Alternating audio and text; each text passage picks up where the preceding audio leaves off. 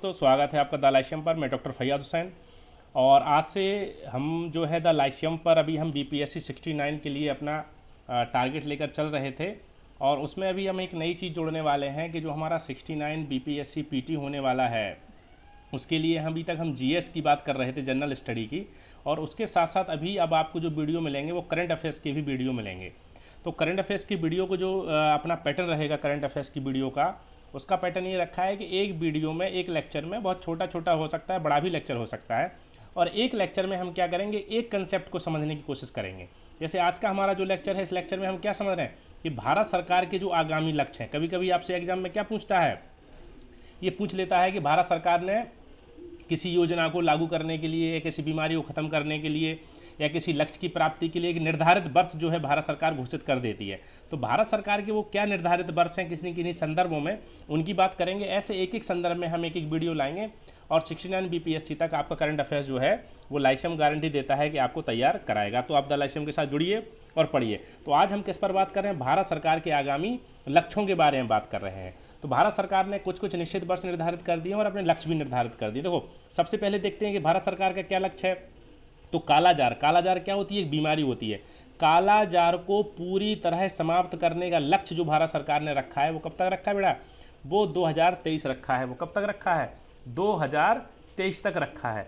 कालाजार को समाप्त करने का जो लक्ष्य रखा गया है वो 2023 तक रखा गया है। ठीक है, ये भारत सरकार का लक्ष्य है और इसी को WTO ने, वर्ल्ड हेल्थ ऑर्गेनाइजेशन ने, ये लक्ष्य जो रखा है वो 2030 तक रखा है।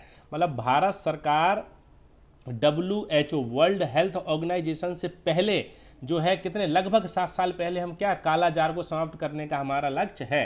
तो भारत सरकार का लक्ष्य है कालाजार को समाप्त करने का 2023 और WHO का लक्ष्य है 2030 तक। इसको आपको याद रखना पड़ेगा, दोनों चीज़ों को अलग अलग करके।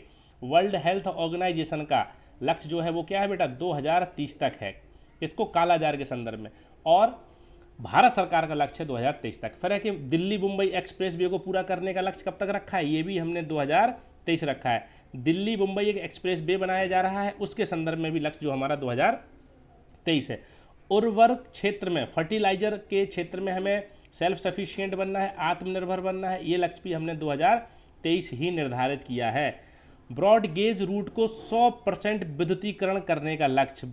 ब्रॉड गेज रूट क्या है, रेलवे जो हमारी है, रेलवे को 100% जो है उनको इलेक्ट्रिसिटी के बेस पर लाना है, ये लक्ष्य भी हमारा 2023 तक है। आपसे एग्जाम में पूछ लेता है कि उर्वरक फर्टिलाइजर क्षेत्र में हमें सेल्फ सफिशिएंट बनना है, उसका लक्ष्य क्या है, 2023, 24, 25, 26। तो ये एग्जाम में कन्फ्यूज हो जाते हैं, इसलिए हमें इनको याद रखना है ठीक से, राइट। अब है कि पूर्वोत्तर के सभी राज्यों की राजधानियों को रेल नेटवर्क से जोड़ना।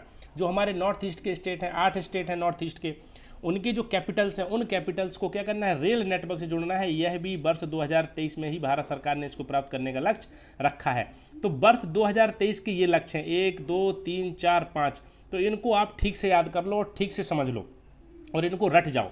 ये आपको रटना ही पड़ेगा, तभी आपके एग्जाम में जाके आपको सफलता मिलेगी। ठीक है, अब देखो अगले वर्ष के लिए क्या रखा है, कृषि में शून्य डीजल उपयोग तथा नवीकरणीय ऊर्जा के इस्तेमाल का लक्ष्य। अभी कृषि क्षेत्र में क्या होता है कि हम जो अपने जनरेटर चलाते हैं या जो भी पानी निकालने के लिए इस्तेमाल करते हैं जिन चीज़ों का, वो किससे चलता है, डीजल से चलता है। हमारा ट्रैक्टर भी डीजल से चलते हैं, बहुत सारी चीज़ें डीजल से होती हैं। कह रहे हैं कि उसको उपयोग को हमें शून्य लाना है कृषि क्षेत्र में, डीजल के उपयोग को, और नवीकरणीय रिन्यूएबल जो एनर्जी है उसके उपयोग को बढ़ाना है। इसके लिए लक्ष्य 2024 तक। ये बहुत महत्वपूर्ण लग रहा है क्योंकि कृषि एक भारत का उभरता हुआ क्षेत्र है और कृषि में जीडीपी में उसका योगदान है। भारत की लगभग आज भी 60-70% पॉपुलेशन कहाँ लगी हुई है, कृषि में लगी हुई है। तो कृषि में शून्य डीजल उपयोग लाना और रिन्यूएबल एनर्जी को बढ़ावा देना है, उसका लक्ष्य है 2024 तक। सबके लिए आवास मुहैया कराना, पहले ये लक्ष्य 2022 था, अब इसको बढ़ाकर क्या कर दिया है, 2024 करा दिया है। भारत में आपने देखा हो कि बहुत सारे लोग झुग्गी झोपड़ियों में रहते हैं, उनके पास अपना घर नहीं है। तो हमारे प्रधानमंत्री श्री नरेंद्र मोदी जी ये योजना चला रहे हैं ना, आवास योजना, सबके लिए आवास उपलब्ध कराना। तो वो आवास जो उपलब्ध कराना है उसका लक्ष्य कर दिया गया है 2024 तक कर दिया गया। ठीक है, डिजिटल रेडियो लॉन्च करने का लक्ष्य क्या है, डिजिटल रेडियो लॉन्च करने का लक्ष्य कब तक रखा गया है, 2024 तक रखा गया है बच्चों। कब तक, 2024 तक। ठीक है, डिजिटल रेडियो लॉन्च करने का लक्ष्य। अब हर घर में नल से जल, स्वच्छ जल की आपूर्ति का लक्ष्य भी 2024 है। मतलब हर घर में जो है नल से जल पहुंचाना है और स्वच्छ जल की आपूर्ति है 2024। सड़क दुर्घटनाओं से होने वाली मौतों को 50% तक कम करने का लक्ष्य भी बच्चों 2024 है। तो ये हमारे 2024 के लक्ष्य हैं, ये भी आप अच्छे से देखो। अब है कि भारतीय अर्थव्यवस्था को $5 ट्रिलियन इकोनॉमी बनाने का लक्ष्य 2024-25, ये सवाल यूपीपीसीएस में पूछा जा चुका है बेटा, ठीक है, और बीपीएससी में पूछ सकता है, क्योंकि नरेंद्र मोदी जी अपनी हर स्पीच में इसी की बात करते हैं। भारतीय अर्थव्यवस्था को $5 ट्रिलियन इकोनॉमी बनाने का लक्ष्य है 2024-25 तक। अब एक भारतीय अर्थव्यवस्था को $1 ट्रिलियन डिजिटल इकोनॉमी, ठीक है, ये क्या है, डॉलर केवल इकोनॉमी बनाना है, और यहाँ हमें बनाना है डिजिटल इकोनॉमी बनाने का लक्ष्य हमारा 2025 का है। तो इन दोनों के अंतर को समझ लो, किसके, इन दोनों के अंतर को हमें समझना होगा कि एक है इकोनॉमी बना रहे हैं केवल हम, अपनी अर्थव्यवस्था उस इतना साइज करेंगे, इसमें क्या करेंगे, अर्थव्यवस्था का साइज हम करेंगे $5 ट्रिलियन इकोनॉमी का। लेकिन यहाँ है कि $1 ट्रिलियन इकोनॉमी डिजिटली रूप से हमें इकोनॉमी को डेवलप करना है 2025 तक। अब सभी गांवों में ऑप्टिकल फाइबर बिछाने का लक्ष्य 2025, ऑप्टिकल फाइबर का मतलब है इंटरनेट सेवा पहुंचाने के लिए, ठीक है, 2025 है। भारत को टीबी मुक्त देश बनाना, भारत में टीबी एक बड़ी समस्या है, उसको हमें समाप्त करना है पूरे तरीके से, तो ये हमारा लक्ष्य है 2025 तक। पेट्रोल में एथेनॉल को 20% मिश्रित करने का लक्ष्य, ये भी 2025 है। ये वाला भी बहुत बहुत महत्वपूर्ण है कि पेट्रोल में एथेनॉल मिलाना है हमें, ठीक है, जैव उर्वरक नीति 2018 के अनुसार, और कितना 20%, तो ये 2025 है हमारा। 100 मीट्रिक टन कोयला गैसीकरण प्राप्त करने का लक्ष्य 2030 है। 500 गीगावाट अक्षय रिन्यूएबल एनर्जी को प्राप्त करने का लक्ष्य बच्चों 2030 है, और 280 गीगावाट को भी प्राप्त करना है, ये क्या है, 2030 है। देखो ये सौर ऊर्जा है और ये क्या है, अक्षय ऊर्जा। रिन्यूएबल एनर्जी का एक पार्ट होता है सोलर एनर्जी, तो 280 गीगावाट जो है, 280 गीगावाट सौर ऊर्जा प्राप्त करने का लक्ष्य 2030 तक है। याद रखना ये सौर ऊर्जा है, और ये क्या है, ये अक्षय ऊर्जा है, रिन्यूएबल एनर्जी, ये भी 2030 तक है। ये 500 गीगावाट है और ये क्या है, 280 गीगावाट है। क्लियर, चलो अब देखो आगे समझ लो।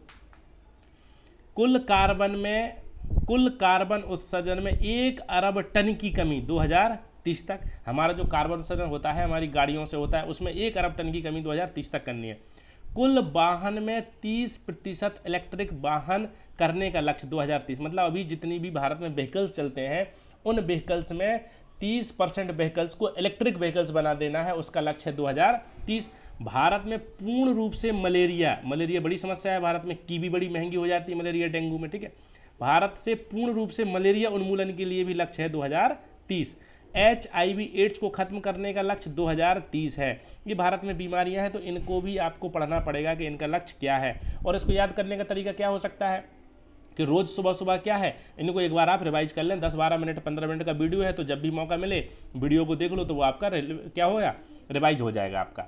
भारतीय रेलवे को नेट जीरो कार्बन इमिशन या ग्रीन रेलवे बनाने का लक्ष्य 2003, ये भी बहुत महत्वपूर्ण है।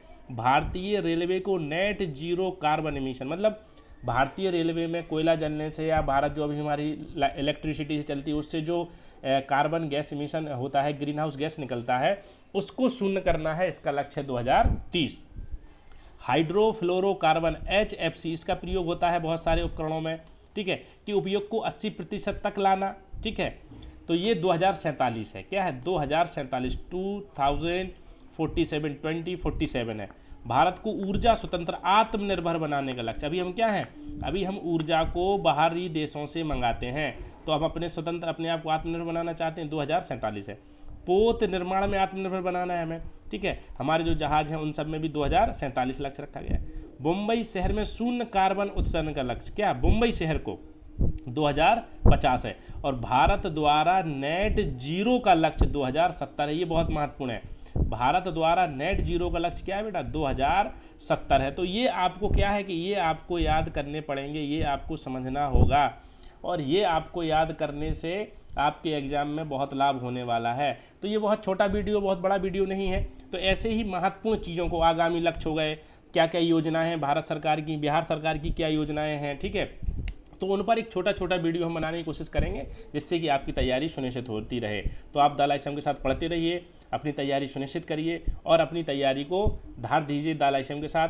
तो अगर आपको वीडियो अच्छा लग रहा है तो चैनल को क्या करना है, लाइक करना है, इस पूरी वीडियो को आपको चैनल को सब्सक्राइब करना है और शेयर भी करना है। तो द लाइसेम के साथ जुड़ने के लिए बहुत बहुत धन्यवाद।